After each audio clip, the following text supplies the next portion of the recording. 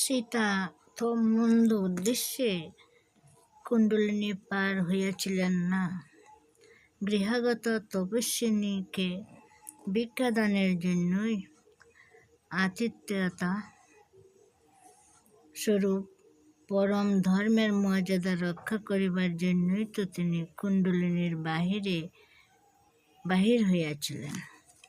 তাহার মনে কণামাত্র তো অপরাধ ছিল না, কণামাত্র তো দুর্বলতা ছিল না, তিলেকমাত্র তো দুর্বুদ্ধি ছিল না, অনুমাত্র তো অন্যায় ভাব ছিল না। কিন্তু মিথ্যা গৈরিক, মিথ্যা ফুটাতিলক, মিথ্যা যোগী বেশ তাহাকে কুণ্ডলীভ্রষ্ট করিয়া, গণ্ডিচ্যুত করিয়া রাক্ষসের কবলে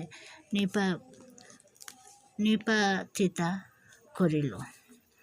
তাহাকে দীর্ঘ কালের জন্য অসুখ বনে কঠোর কষ্ট সহাইল, ততোধিক কঠোর অগ্নিপরীক্ষায় বাধ্য করিল এবং পরিশেষে বাল্মীকির তপোবনে মৃত্যুর অধিক যন্ত্রণাদায়ক নির্বাসন দণ্ড ভোগাইল।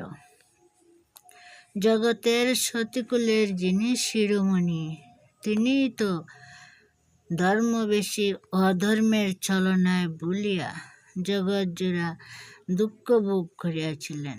ওই কথা তুমি ভুলিও না মা।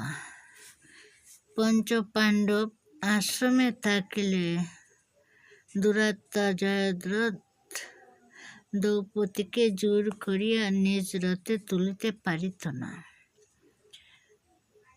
পাণ্ডববর্গের উপস্থিতির অভাবেই তাহাকে এই দুষ্কর্ম করিবার বল দিয়াছিল।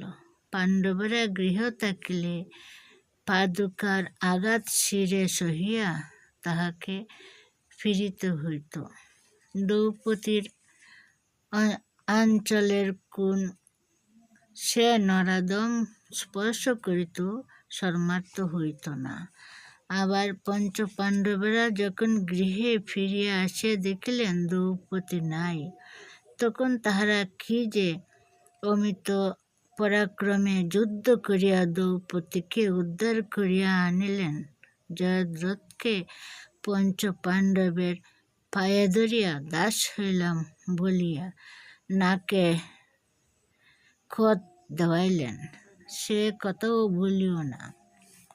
সীতার যেমন আত্মরক্ষার কুণ্ডলিনী ছিল, তোমারও তেমন কুণ্ডলিনী আছে। দ্রৌপদীর যেমন সতীত্বের সহায়ক পঞ্চপাণ্ডব ছিলেন, তোমারও তেমন পঞ্চপাণ্ডব আছেন। এই কুণ্ডলিনী কি এবং পঞ্চপাণ্ডব কে, তাহা তোমাকে প্রজ্ঞাদৃষ্টির বলে জানিতে হইবে। এবং রাবণের ন্যায় ধর্মধ্বজী রাক্ষসের কৌশল জাল হইতে জয়দ্রথের